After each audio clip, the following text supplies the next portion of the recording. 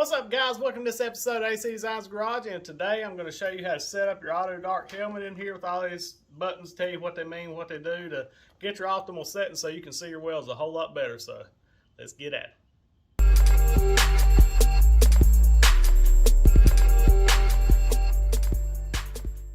Alright guys, before we get into the content, I'm going to plug my shameless swag here. You guys go pick up your cool AC Design shirt. They come in any color you want as long as that's black. But the back of this shirt is really rad. I had Ryan Ford design it off of Dad's 32, so check her out. That's right, these are the limited edition Death Before Electric shirts, kind of what I feel about hot rods with electric motors in it. So if you want one of these super rad, cool t-shirts, head on over to acdesignsgarage.com and scoop you one up. Limited time offer. Now back to the content. Alright guys, here's the hood we're going to be using today. I've got a lot of hoods. I'm kind of a hood junkie. It's the Vulcan. A lot of you guys may have them. They're available at Harbor Freight. I think Northern Tool sells them. Also on Amazon.com, and I will put a link to this helmet on my Amazon affiliate accounts. It helps the channel out, no extra cost to you guys, and just gives you a place to get it, and I get a little small percentage if y'all guys buy it. But you will notice that this is the hot rod version. No, not truck. This is the hot rod version. We installed a aluminum weld light on here. Now check this out. Kabam! You guys get up under chassis or anything like that doing your exhaust or up in fender wells or under dashes, welding patch panels in, this little booger here will help you out. It's super easy to install. You just cut this little hole here. It comes with the template and everything. Well, what I use for the template is this little ring. It goes around. You lay it on here. It gives you these holes, and it gives you that hole to mount it. And it just comes back here, and it mounts off the back with your rechargeable light. You just run your wire up there to that, and yeah, it works killer. I mean, easy knob to get to. It turns real easy with your glove and stuff on your hand. But I just want to show you all that. And I will link the review video on this. The guys at Aluminum Welds sent me this. Said, here, try it out. I wasn't paid for it. They said, just be honest on the review. So I did a review video. So if you guys are interested in one of these, go check the video out in the description below. And also I'll put a link to it, and that'll help the channel out too if y'all guys decide y'all want one of them little things. But they work really well and stuff like that, especially if you're getting old like me and you can't see. So enough jibber jabber, we're going to flip this unit over. And another cool thing about this, if you want to use these Vulcans for a arc shot to film your welding and to show off to everybody how good you are at stacking dimes, you can do it with these because they come apart really easily like that, and you just lay your cell phone on it and just record. Alright guys, we'll get to the settings real quick, and I'll show you what the Vulcan, the reason I took it out so you guys could see it without the headband in the way and stuff. But a lot of the newer welders have this grind and weld mode and stuff on. Just be careful doing this, because sometimes you'll grind and you'll leave it in that and go put it on and strike arc, and you'll be chasing dots and stuff in there for a while. So I usually leave mine in weld. I use a grind and shield for welding, but it is nice to reach up in there. I guess if you're up inside a car or something, you can't get in and out to get a grind and shield. It is nice to have, but it has your delay time, your sensitivity, and your shades. And this in here is pretty neat. It goes from 5 to 8 and 9 to 13, and it has 2 layers of numbers. It has the 9, 10, 11, 12, 13, and then it has the 5, 6, 7, 8. You guys can see that pretty good. It has the test mode on them. You just push the button. It lets you see that your battery's good and stuff. And that's neat to have. And one good thing about these is you can replace the battery. Make sure if you buy these, you get the ones that the batteries are replaceable, because I've had some of them, once the batteries kill over, you about just throw them away. But yeah, these have the replacement batteries. I do like that. So we'll start with the shades and stuff, and I'll come over here on my table and we'll write down roughly more Sharpay here.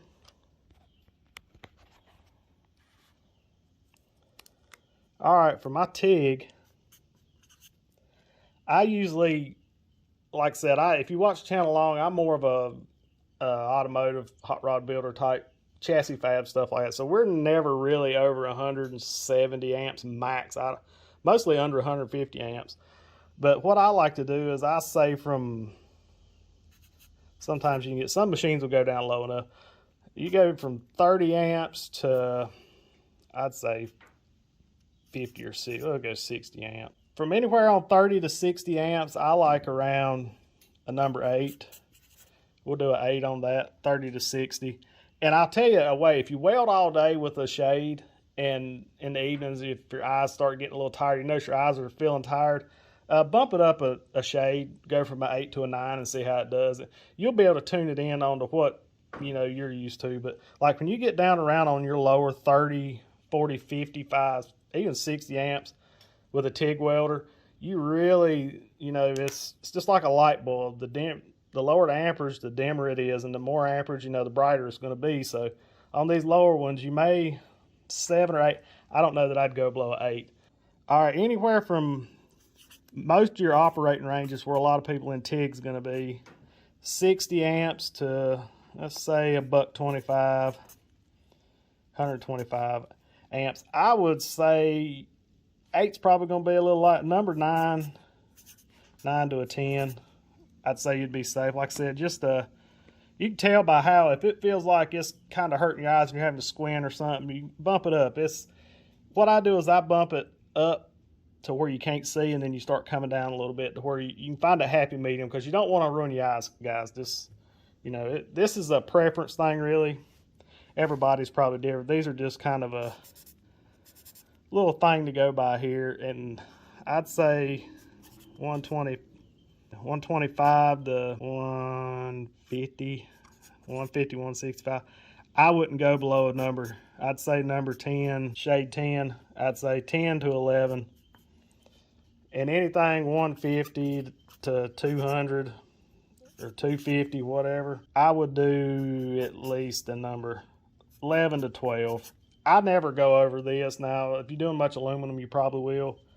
But number 11, shade 11 to 12, and this is about what I do. Like I said, you can change these back and forth if, your preference, really, but it's just a roundabout. Hey guys, this is my main settings I use for MIG, TIG, stick, and everything. Like I said, you can adjust them up or down. I'm usually on number 9's usually where I'm at. And if I get on down in amperage on TIG or something, I really need to get down to like a 40 amp or so, I will go to 8. I usually never go under 8. You want to protect your eyes as much as you can. You want it really as dark as you can still see what you're doing through. The darker you can get, the better, as long as you can see. But yeah, that's usually what I do. Like I said, mine stays on number 9 most of the time. But let's go over here and get on the other little settings real quick, and we'll finish this video up. On the delay here, what this sets is like if, say, you're MIG welding or TIG welding, you're sitting there welding and you let go of the trigger. As soon as the arc stops, it's like almost like a post flow on a TIG. It's how long it stays dark after the arc. So like I keep mine set right here in the middle. So when the arc stops, it stays dark just a hair, and then it goes back to where you can see through it. That works good for me because I have turned them way down on the delay, and like sometimes as soon as you let off and the arcs are going away, it'll flash you sometimes. So all right guys, let's move on to the next one, the sensitivity. I usually leave it probably about the middle. It's a good one just to leave there. And basically what sensitivity does is it takes less light on one side of it to change it, basically. So it don't take near as much light to kick your shield on.